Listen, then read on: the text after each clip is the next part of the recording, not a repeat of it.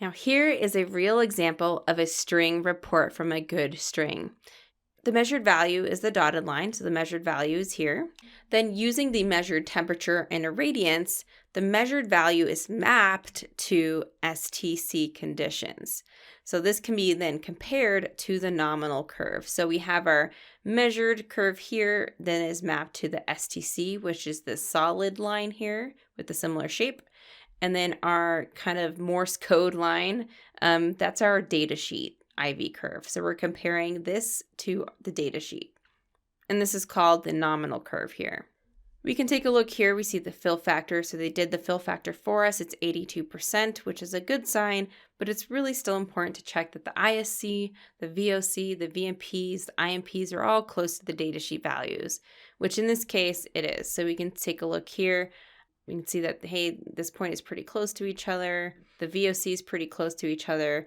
And pretty much you're looking for the VMP and IC, you're just looking at these two dots. Are these two dots pretty close to each other? Because that's our maximum power point. In this case, yeah, it looks pretty good. Here's an example of a string report from a problematic string. Again, the measured value is the dotted line. So we have this dotted line here that is then mapped to STC conditions, which is the solid line. And then we have our datasheet curve, which is this nominal curve, or what I like to say, Morse code line. Taking a look here, we see that the fill factor is 82%, which is a good sign. But again, remember, it's still important to check the ISC, the VOC, the VMP, and the IMPs are all close to the datasheet values. So if we take a look at the ISC, yeah, those look pretty close to each other. And when we look at the IMP and VMP, we're really just comparing these two dots. That is pretty close, I think.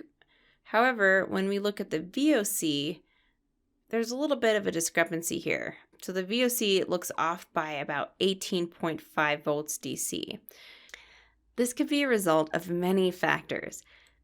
Did the bypass diode activate? Was there a short circuit of a diode? Was the temperature updated for the current conditions? Did you enter the right number of modules? So the next step here is to check the modules for obstructions, check environmental variables, check sensors, check to make sure that you enter the right number of modules, and then retest.